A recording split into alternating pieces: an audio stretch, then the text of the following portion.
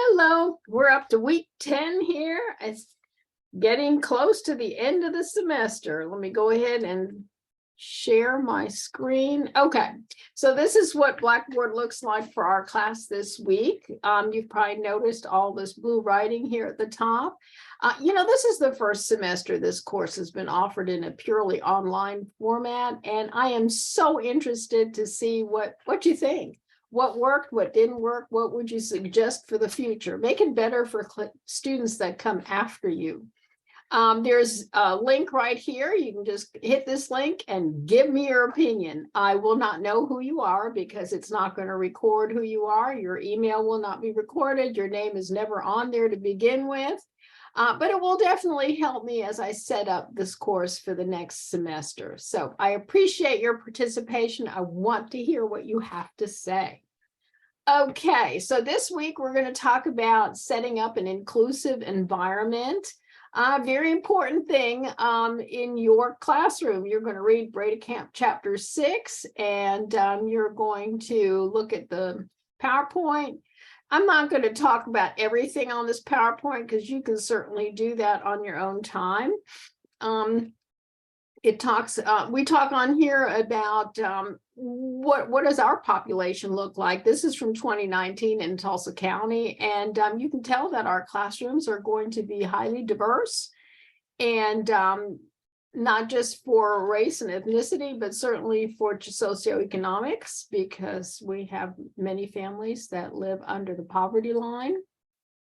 Another diversity in our classroom would be gender. Obviously, you're going to have girls and boys. Unfortunately, there are gender stereotypes. I mean, look at me. How many blonde jokes have I heard? Okay, point made. And think about some of the other gender stereotypes that you've heard about women. Women make terrible drivers. Some people say women make terrible bosses. I've heard all those stereotypes, but they're just stereotypes. There's nothing to any of that. Think about all of these things. Girls are nurturers. Girls are damsels in distress. Girls are bad at math and science. Sometimes we have absorbed some of these stereotypes and we actually believe it, because I hear girls say to me all the time, well, I'm not good at math. Well, why not? Your brain's just as good as anyone else's. Okay. Obviously, being part of a stereotype is going to affect how you think of yourself and sometimes how you're treated in school. Think about that. Boys, though, go through this too. You've got gender stereotypes that go with boys. Strong, unemotional, problem solvers, they're leaders, better bosses. Really? I've had some terrible male bosses. It doesn't make any difference what gender they are. So obviously that is also going to affect how boys view themselves. So you can think about that. And certainly these kinds of views alter children's dispositions towards school and learning. When girls start to believe that they're not good at math and science, guess what? They're not going to like doing math and science, and chances are they won't be very good at it. Another diversity in our classroom would be children with special needs. And as you can see from this PowerPoint slide, we have a lot of children with special needs in Tulsa County, and you will have them in your classrooms. So obviously, it is very important that you're intentional about planning an inclusive curriculum. You've already had some practice in doing this, because when you've been writing your lesson plans, I always asked you to do accommodations for children that were English language learners and children that were part of the autism spectrum disorder. You will have many, many other challenges in your classroom. And you will also have children that are gifted and talented, and they also need some accommodations because they will learn differently, and they will expect some accommodations that challenge them, not just extra busy work to keep them engaged in something. So it's really important to be intentional about an inclusive curriculum for children with all kinds of special needs, whether it's gifted and talented or whether it's something else. Because beginning right around the age of 2, children notice that we're different from one another. They make observations, but only on the outside physical attributes. You know, if you look different, then you're different. If you're a girl, you're supposed to have long hair. That's what most kids tell you. If you're a boy, you're supposed to have short hair. That's what most little boys tell you. That's not always true, but those are the kinds of observations children make, and they build opinions on those observations. Right around that between 2 and 3, they also absorb. I'm telling you, absorb group concepts. They're always listening to what other people around them, adults around them, are saying about others. So they begin to take what they're saying and they incorporate it into their own feelings about a particular group, whether it's girls, boys, other people, whatever it is. They incorporate those opinions and they begin to make evaluative judgments. That person's bad because whatever it is. That person's dumb because whatever that is. But they're making these evaluative judgments. And if you don't believe it, watch this YouTube video because it's amazing. This is called the doll study. And it tells you something about what children think about race at a very, very early age. So I'll let you look at that and come to your own conclusions about why it's important to teach an inclusive environment in your classroom. One of the things that I always start out with when I teach a unit on, and I do this is all about me, because I start out by teaching about them and then move outward to teaching about the rest of us in the class. So I read a book titled We Are All Alike, We Are All Different. This book was written probably 20 years ago or more by a group of kindergartners, and you'll see the picture of that particular kindergarten class at the end of the book. They did all the illustrations and the teacher is the one that wrote down the words. You can click on that link and you'll have it read to you on YouTube. It's a great book, but it really fosters a discussion of what makes us different and what makes us so much alike, because we really do have much more in common than we have differences. So that's a really great book for the beginning of an All About Me unit. Then I want to talk about the hidden curriculum. Hidden curriculum is really those behavioral expectations that people have that sometimes affect our discipline practices, our expectations of gender, teachers' practices. Make sure you watch that video, and it just gives you so much insight. And then lots of times, and this particular poster was on a wall, and it's from a teacher supply store. And really the purpose of it is to show that children from lots and lots of different cultures dress differently, and, you know, but they're all wonderful children. But, you know, when I look at this particular poster, I don't think that's really what children are learning. I think what they're learning is some stereotypes. For instance, when I look at the child from, let's see, where, from Germany. Oh my goodness, look at that. All children from Germany walk around carrying a big stick and having big old green knee socks. Wow, who knew? It's a stereotype. And take a look at this boy from the United States. Wow, I guess if I'm a 3-year-old, I'm going to have to assume that all children from the United States walk around in brown outfit, head to toe coverage, carrying some kind of a jug. That's what I'm thinking as a 3-year-old. Stereotypes. So I'm telling you this because stereotypes are so easy to build and so hard to get rid of in children. So be careful what you hang on your walls, because you don't really want to show children anything that's going to build stereotypes. And then when you're teaching a unit about Native Americans, be careful what you hang on the wall, because this may not mean anything to us as an adult. However, when you're 3 and 4 years old, If you were to ask a young child, they might say something completely different. They might point out something that made them feel uncomfortable. So think about what you hang on the walls, because stereotypes last a long time. Beware of a tourist curriculum. You know, here's a tourist curriculum.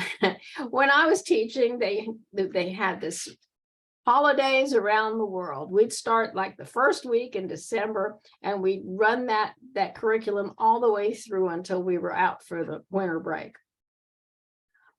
One day we would do France. One day we would do Germany. One day we would do Mexico. Another day we would do Vietnam. Another day we would do Japan. You see where I'm going with this? One day. And we were supposed to just teach them everything about that country in one day and their holidays. Well, you know that's impossible. You're just barely gliding over anything. You might show them a picture of what their traditional outfits look like. Again, the stereotypes. You might have them taste, I don't know, a fortune cookie or a German Christmas cookie or something. That's not something they eat every day. You're just barely doing the top coat of any culture when you do things like that. If you want to study a culture, do it for a week.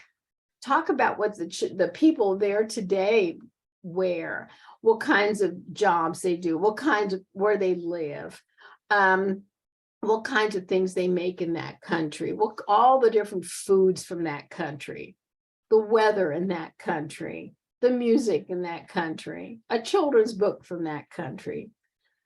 Make it a whole experience, not a 10-minute experience in China. And be careful what kinds of things you have in your classroom. You know, we all do these St. Patty's Day color sheets, but think about it. I've had first graders say to me, wow, do you think all the Irish people wear those pointy-toed shoes? That's a 6-year-old. They take this stuff pretty literal. They're very literal people when they're young children. So make sure when you give them a worksheet like that, you go, this is just for fun. This is not what Irish people look like. I will show you a picture of real Irish people, okay? And the same thing with stuff like this. You know, this is actually from our Holidays Around the World unit that we used a long time ago. And the kids would always look at those pointy shoes and they'd point out that they were made out of wood because that was part of the reading material. And they'd say, do you think that was real noisy when they came to school in the morning? Clomp, clomp, clomp. Think about it. Stereotypes. You have to tell them these are things that they only wear for a traditional fun, like you dress up every now and then for a special occasion. That's when you would dress up like that. Rest of the time, they're in blue jeans and sneakers in school. So stereotypes. Your classroom decorations should reflect, different ethnic groups, different cultures, men and women doing a variety of jobs. I can't tell you how surprised my students were when I had a male nurse come as a classroom, as a community helper to my classroom. And he was telling them all about and they kept insisting, you've got to be a doctor because you're a guy. I said, nope, I'm a nurse and I love my job and here's what I do. So dispel some of those stereotypes. Show them pictures of elderly people engaged in activities. Some children are afraid of old people because they're not exposed to them like they used to be back in the day when grandma was close by or maybe lived with them. Some people, they just don't recognize older people as, being there. Make sure you include people with different abilities and physical attributes. One time our Quick Trip was our sponsor where I worked, and they would send a volunteer every week and for each classroom, and they would read with groups of children and give them some extra help. And we had a wonderful volunteer. Our volunteer who came to read with us was in a wheelchair. And my students learned so much more than reading from this gentleman because they were so curious about why he was in the wheelchair. And he shared that, he'd been in a diving accident when he was a teenager, and this is, couldn't walk after that. But, they had a million questions, and they just kept saying, how did you get here? So he said, can we go out to the parking lot and I'll show you my special van? And he drove himself there. Obviously, he had a hand control van. And it was just so interesting. The kids learned so much about, what people with physical challenges could achieve. And he went to college, and he was an accountant, and he had a great career, and so on and so forth. And so anyway, people with different abilities need to be part of that classroom environment in some way, even if you can just show them pictures. Language and literacy, make sure your books reflect diverse gender roles, racial and cultural backgrounds, special needs, abilities, occupations. It would be great if you could include something in Braille. Explore, when you're talking about cultural diversity, make sure that it's from the perspective that we all have culture. Around Thanksgiving, I used to do a special unit on family traditions, and I would send home a special form for families to fill out and decorate together. My favorite holiday tradition is, and it could be any holiday. So talk about the holiday and what you do. And then I would put them all up on a board. And for the background, I used a real colorful fabric, so it looked like a quilt when it was all put together. And it was our family quilt of our family traditions. It was fun. Everyone enjoyed it. And we got to learn a lot about other people's traditions. And avoid that editorial we. It's real easy to use. Trust me. For instance, here's what it sounds like. You're reading a book, and the children are all going, well, gosh, I never heard of that. That's news to me. Well, don't say anything like, well, that's how they do it. I know we don't do it that way. That's the editorial we.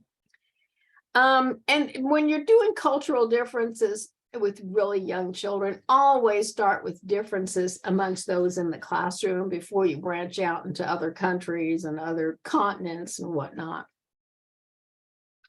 Here are some good books. There are tons of good books out there for teaching about others. And then your dramatic play center, please go beyond the kitchen. There's so many other wonderful things you can do. Make sure you've got boy and girl dolls. Music, it's great to have music from other cultures, and you can easily get either CDs or just download them from the internet. So much easier. Make sure your art supplies include markers, crayons, and paper that has diverse skin colors. Manipulatives, if you have very young children in your class and you have a dollhouse, make sure you have families that reflect other cultures and ethnicities and abilities. Make sure you integrate your seating arrangements, not just all the girls at one table and all the boys at another table. That does not work.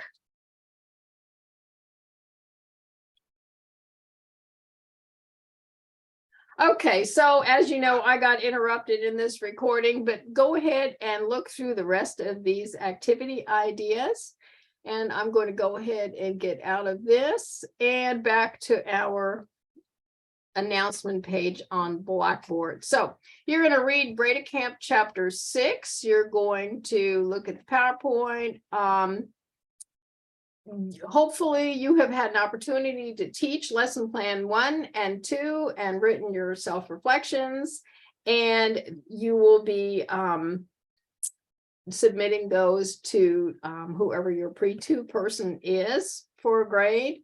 Then you will write lesson plan 3 and teach it, and you'll go ahead and write your self-reflection, and you will upload that to assignments in Blackboard for me to grade.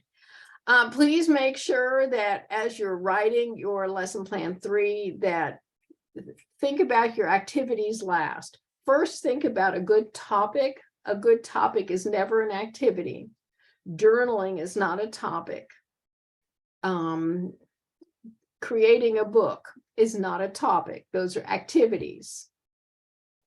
A topic is something like butterflies, worms, pets. Those are topics. Make sure that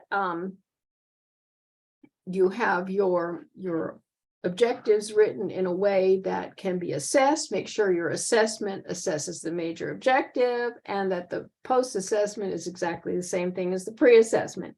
Any questions? I can answer general questions. I cannot look at the lesson plan, obviously, since I'm going to grade it, but I can answer general questions. You're going to complete content quiz 6. You're going to notice that some of that is on the thematic unit. Make sure you refresh yourself on thematic unit. You can rewatch the video that is with that, and there it is. It's right down here if you need to get yourself a little more information on the thematic unit, because it is on content quiz 6. Let's see what else. There's going to be a Q&A session on Tuesday, this coming Tuesday from 3:30 to 4:30. Please join me if you have any questions about lesson plan 3 or your thematic unit. I still have not received everybody's thematic unit topics. Make sure you give me your topic. I may come back to you with some questions about that topic, because that's to get you to think about what you're actually going to be teaching. And I have included a typical first grade lesson plan because they are different from what you would do in pre-K. Down here, our decorations this week are just some ideas. You know, I know sometimes it's hard to sit there and think, gosh, I just can't think of a good thematic unit topic. Well, here are some good thematic unit topics. For instance, if you did a thematic unit on artists, one day you might teach your whole lesson on Matisse. Another day you might do Van Gogh. But by the time you're in 3rd grade, you are going to be covering artists and art techniques. Something to think about. It's a really fun thematic unit. Anyway, just an idea. I'm just throwing out ideas. If you have any questions, please let me know. I'm always happy to schedule a Zoom, and I look forward to seeing a whole bunch of you on Tuesday. So talk to you later. Bye.